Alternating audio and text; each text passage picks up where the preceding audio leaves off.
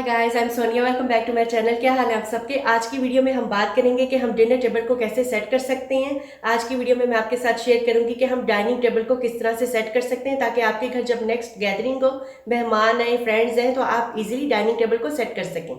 आप इस वीडियो को एंड तक जरूर देखें ताकि जो भी मैं आपके साथ टेबल सेटिंग की टिप्स शेयर कर रही हूँ वो आप लोग मिस ना करें। काफी दफा होता है कि हमें पता नहीं चलता कि हमने फोक्स और स्पून्स कैसे रखने हैं, तो इसमें मैं आपको बताऊंगी कि आप किस तरह से टेबल सेट कर सकते हैं। अगर आपको मेरी वीडियोस अच्छी लगती हैं तो लाइक जरूर करें, फ्रेंड्स के साथ शेयर करें और मेरे चैनल को सब्सक्राइब करें। तो चलें, लेट्स गेट स्टार्टेड। सबसे पहले मैंने टेबल पर मैट रखा है और इसके ऊपर मैं रखूंगी डिनर प्लेट। डिनर प्लेट रखने के बाद हम राइट साइड पे रखेंगे नाइफ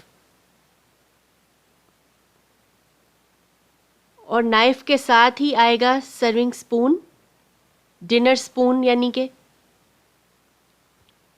और प्लेट के लेफ्ट साइड पे सबसे पहले हम सैलेड फोर्क रखेंगे और इसके बाद डिनर फोर्क रखेंगे, इस तरह से।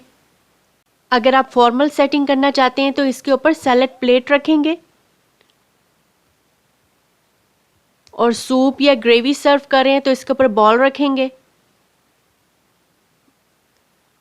किसी भी डिनर टेबल की सेटिंग के लिए नैपकिन्स बहुत इंपॉर्टेंट होते हैं। पहले नैपकिन को एक फ्लैट सरफेस पे रख देंगे और फिर दरमियान से पकड़ के उठाएंगे और इसमें ये बहुत ही खूबसूरत रिंग है, ये इसमें लगाएंगे तो ये एक फ्लावर सा बन जाएगा। वैसे तो और भी बहुत सारे नैपकिन्स के स्टाइल बना सकते हैं, लेकिन मुझे ये अच्छा लगता है क्योंकि बहुत ईजी और क्विक है। और अब इसको डिनर प्लेट या बॉल के ऊपर रख देंगे। इस तरह से इसकी ओवरऑल प्रेजेंटेशन बहुत अच्छी हो गई है। और अगर आप खाने के बाद डिज़र्ट सर्व करें तो उसके लिए एक छोटे साइज़ का स्पून आप प्लेट के ऊपर रखेंगे इस जगह पर, और ग्लास जो है वो बिल्कुल राइट साइड पर आएगा, नाइफ के बिल्कुल ऊपर। ग्लास हमेशा आप राइट साइड पर ही रखेंगे।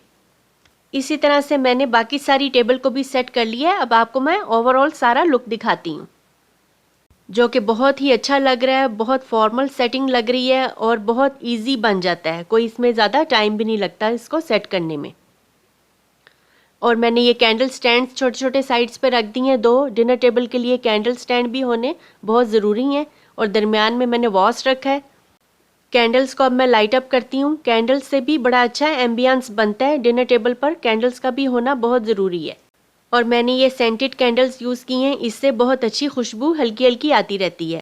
आपके घर जब नेक्स्ट गैदरिंग हो तो आप इस तरह से टेबल को सेट कर सकते हैं। और अपनी फीडबैक मुझे ज़रूर बताइएगा कि आपको ये टेबल की सेटिंग किस तरह लगी है, और अपने गेस्ट का भी ज़रूर बताइएगा कि उनको ये सेटिंग पसंद आती है अगर आप इस तरह से टेबल सेट करेंगे तो।